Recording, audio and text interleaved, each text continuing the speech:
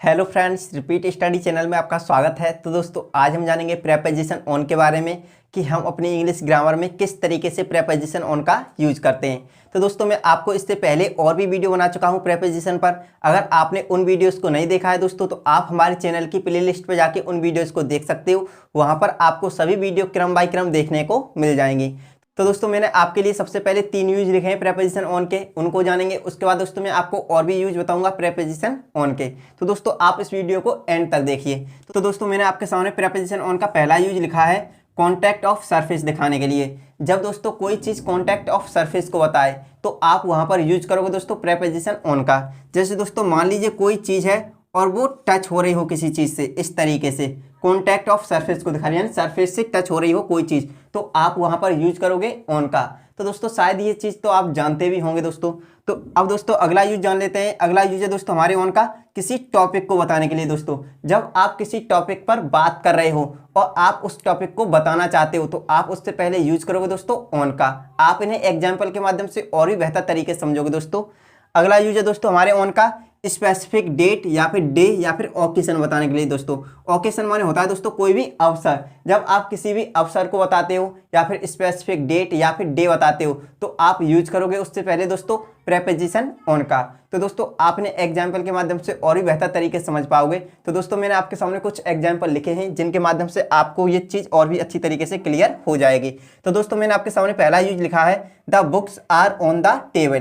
तो दोस्तों इस वाले सेंटेंस में बताया गया है द बुक्स माने किताबें, आर माने है, ऑन द टेबल माने टेबल पर। तो दोस्तों यहाँ पर बताया गया है कि जो किताबें हैं वो कहाँ पर हैं, टेबल पर हैं, यानी टेबल के ऊपर है, टेबल से टच हो रही हैं वो किताबें। मान लीजिए ये एक टेबल है दोस्तों, मेरी आर्ट इतनी अच्छी नहीं है दोस्तों, ये एक टेबल है और इस पर किताबें रखी हुई हैं दोस्तों। मान लीजिए ये किताबें हैं, ये बुक्स हैं दोस्तों, आप समझ जाइए बुक्स हैं। अब ये रखी हुई हैं इस टेबल पर, तो ये किताबें टेबल से क्या हो रही हैं दोस्तों, टच हो रही हैं। तो जब कोई चीज़ किसी से टच हो रही हो तो वहाँ पर यूज करेंगे दोस्तों आप ऑन का। किसका दोस्तों, ऑन का। अगला यूज है दोस्तों हमारा टॉपिक बताने के लिए। दोस्तों तो टॉपिक को किस तरीके से बताएंगे दोस्तों वो मैं आपको बता देता हूँ। जैसे दोस्तों मैंने आपके सामने एक सेंटेंस लिखा है we were talking on the cricket. तो दोस्तों इस सेंटेंस की हिंदी है बी माने हम, वर माने थे, टॉकिंग माने बात कर रहे, ऑन द क्रिकेट माने क्रिकेट पर, हम क्रिकेट पर बात कर रहे थे दोस्तों। तो यहाँ पर हमारा एक टॉपिक था क्या, क्रिकेट का। तो क्रिकेट पर हम बात कर रहे थे। तो दोस्तों जब किसी भी टॉपिक को आप बताते हो तो उससे पहले आप यूज करोगे ऑन का। तो दोस्तों इसीलिए हमने यहाँ पर क्रिकेट से पहले ऑन का यूज किया है, क्योंकि दोस्तों बात किस पर चल रही थी, क्रिकेट के ऊपर चल रही थी, यानी क्रिकेट का हमारा टॉपिक था और हम उसके ऊपर बात कर रहे थे। तो दोस्तों आप यहां पर यूज करोगे ऑन का। अगला यूज है दोस्तों हमारा ही मीटेड टू मी, वह मुझसे मिला, ऑन संडे माने संडे को, वह रविवार को मुझसे मिला। तो दोस्तों यहाँ पर एक स्पेसिफिक डे को बताया गया है। तो दोस्तों जब भी हम डे को बताएं या फिर किसी डेट को बताएं तो हम उससे पहले यूज करते हैं ऑन का। तो दोस्तों यहाँ पर डे के लिए बताया गया है इसलिए हमने इससे पहले यूज किया है ऑन का। अगला सेंटेंस है दोस्तों हमारा बी माने हम, कम होम माने घर आते हैं, ऑन 15 जनवरी माने 15 जनवरी को, हम 15 जनवरी को घर आते हैं। तो दोस्तों जब आप किसी स्पेसिफिक डेट को बताओ तो उससे पहले आप यूज करोगे ऑन का, और इसीलिए दोस्तों हमने यहाँ पर 15 जनवरी से पहले यूज किया है ऑन का। क्यों दोस्तों, 15 जनवरी क्या है, एक स्पेसिफिक डेट के बारे में बता रहा है। तो दोस्तों हमने यहाँ पर ऑन का यूज किया है। अगला सेंटेंस है दोस्तों हमारा सी विल कम, यहाँ पर दोस्तों ई लगाना भूल गया हूँ मैं, सी विल कम ऑन दिवाली। तो दोस्तों इस सेंटेंस की हिंदी है सी माने वह है, विल कम माने आएगी, ऑन दिवाली माने दिवाली पर, वह दिवाली पर आएगी। तो दोस्तों जब कोई व्यक्ति किसी अवसर के बारे में बताता है तो आप यूज करोगे उससे पहले ऑन का। तो दोस्तों ये तो हो गए हमारे प्रेपोजिशन ऑन के 3 यूज। अब दोस्तों और भी बाकी यूज के बारे में हम जान लेते हैं और किस तरीके से यूज करते हैं अपने प्रेपोजिशन ऑन का। तो चलिए दोस्तों जान लेते हैं बाकी के यूज के बारे में। तो दोस्तों मैंने आपके सामने प्रेपोजिशन ऑन के बाकी के यूज लिख दिए हैं। तो चलिए दोस्तों जान लेते हैं और किस तरीके से यूज करते हैं अपने प्रेपोजिशन ऑन का। तो दोस्तों मैंने आपके सामने प्रेपोजिशन ऑन का पहला यूज लिखा है नियर टू के अर्थ में। दोस्तों जब कोई व्यक्ति या फिर वस्तु किसी के पास हो और आप उसे बताओ कि ये चीज़ इसके पास है तो आप इस कंडीशन में यूज करोगे ऑन का। दोस्तों आप इन्हें एग्जाम्पल के माध्यम से और भी बेहतर तरीके से समझ पाओगे। उससे पहले दोस्तों हम ये जान लेते हैं कि कब कब यूज करते हैं हम अपने प्रेपोजिशन ऑन का।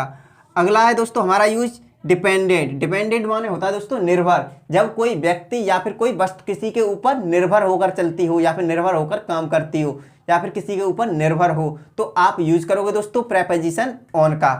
अगला यूज है दोस्तों हमारे प्रेपोजिशन ऑन का एग्जैक्ट टाइम बताने के लिए दोस्तों।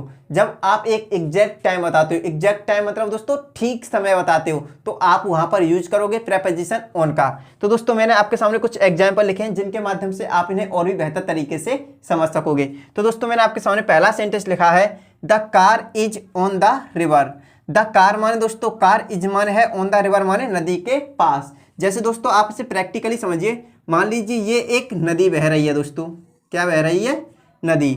अब मान लीजिए एक गाड़ी है दोस्तों, यहाँ पर वो खड़ी हुई है। कहाँ पर खड़ी हुई है? ये गाड़ी है दोस्तों, और वो यहाँ पर, ये लो आपको डायग्राम के माध्यम से बता देता हूँ।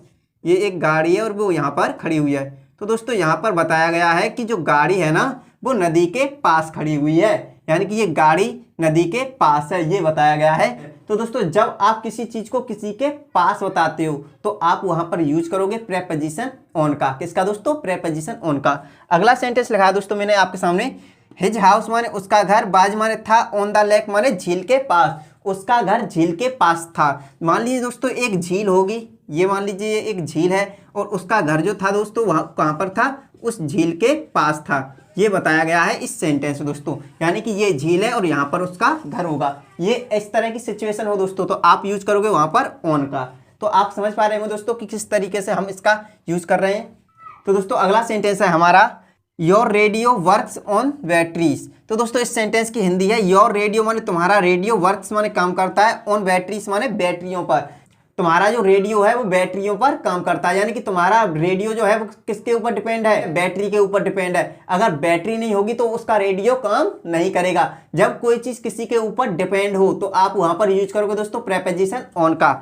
अगला सेंटेंस लिखा है दोस्तों मैंने आपके सामने, कार्स माने गाड़ियां, रन माने दौड़ती हैं, ऑन पेट्रोल माने पेट्रोल पर। जो गाड़ियां हैं दोस्तों वो किसके ऊपर निर्भर हैं? पेट्रोल के ऊपर निर्भर हैं, यानी कि गाड़ियां पेट्रोल से चलती हैं। यानी कि दोस्तों यहाँ पर जो गाड़ियां हैं वो किसके ऊपर निर्भर हैं? पेट्रोल के ऊपर निर्भर हैं। अगर पेट्रोल नहीं होगी तो गाड़ियां नहीं दौड़ेंगी, ये बताया गया है दोस्तों। तो जब कोई चीज किसी के ऊपर निर्भर हो या फिर कोई व्यक्ति किसी के ऊपर निर्भर हो, आप वहां पर यूज करोगे दोस्तों प्रेपोजिशन ऑन का।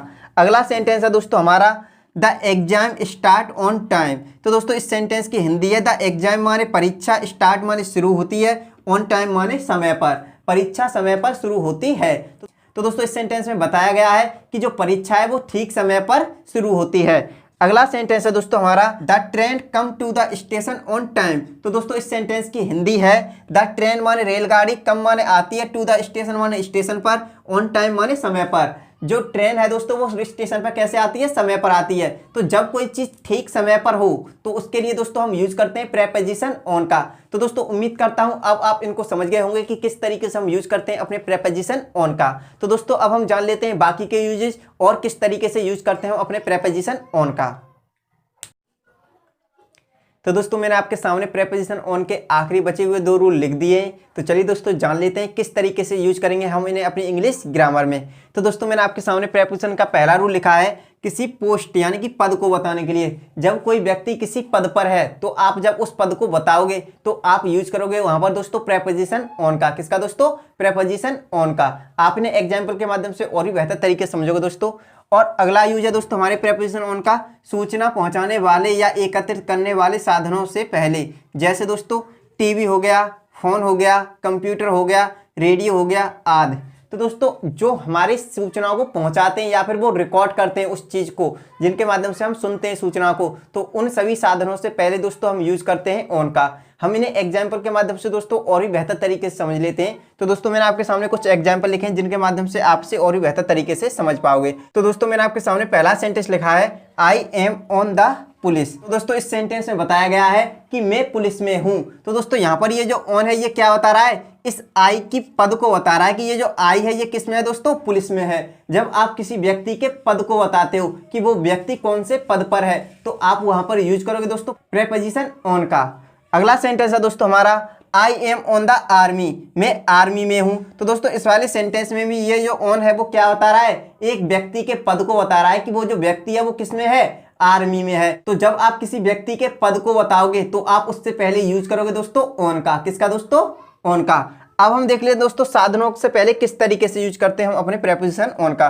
तो दोस्तों मैंने आपके सामने पहला सेंटेंस लिखा है आई साव दिस मूवी, मैंने इस मूवी को देखा। ऑन टीवी मतलब टीवी पर, मैंने इस मूवी को टीवी पर देखा। तो आप दोस्तों देख सकते हो यहाँ पर टीवी से पहले क्या यूज किया है दोस्तों, ऑन का यूज किया है। तो दोस्तों जब भी आप किसी साधन पर सूचनाओं को देखते हो या फिर उस पर किसी चीज को सुनते हो तो आप वहां पर यूज करोगे दोस्तों प्रेपोजिशन ऑन का। किसका दोस्तों, प्रेपोजिशन ऑन का। अगला सेंटेंस है दोस्तों हमारा ही हियर्ड इट, उसने यह सुना। ऑन रेडियो माने रेडियो पर, उसने यह रेडियो पर सुना। तो दोस्तों यहाँ पर ये जो रेडियो है वो क्या है, एक साधन है। तो किसका साधन है, ये सुनने का साधन है। तो आपने इससे पहले किसका यूज किया दोस्तों, ऑन का यूज किया। तो दोस्तों जब भी आप किसी सुनने वाले या फिर देखने वाले या फिर सूचना भेजने वाले साधनों की बात करोगे तो आप उनसे पहले यूज करोगे ऑन का। तो दोस्तों उम्मीद करता हूं अब आप समझ गए होंगे कि किस तरीके से हम अपने प्रेपोजिशन ऑन का यूज करते हैं। मैंने आपको प्रेपोजिशन ऑन के टोटल 8 यूज बताए हैं। उम्मीद करता हूं अब आप 8 यूजेस को समझ गए होंगे कि किस तरीके से हम अपने प्रेपोजिशन ऑन का यूज करते हैं। तो दोस्तों अगर आपको ये वीडियो अच्छा लगा हो तो आप इस वीडियो को लाइक कीजिए। अगर आप इस चैनल पे नए हो तो चैनल को सब्सक्राइब कर लीजिए और बेल आइकन को प्रेस कर लीजिए दोस्तों, जिससे आने वाली वीडियोस का नोटिफिकेशन आपको मिलता रहे। तो दोस्तों अगर आपका कोई क्वेश्चन है तो आप उसमें कमेंट बॉक्स में लिखकर भेज सकते हो, मैं आपके क्वेश्चन का जवाब जरूर दूंगा। तो दोस्तों थैंक्स फॉर वॉचिंग वीडियो। दोस्तों मिलते हैं नेक्स्ट वीडियो में।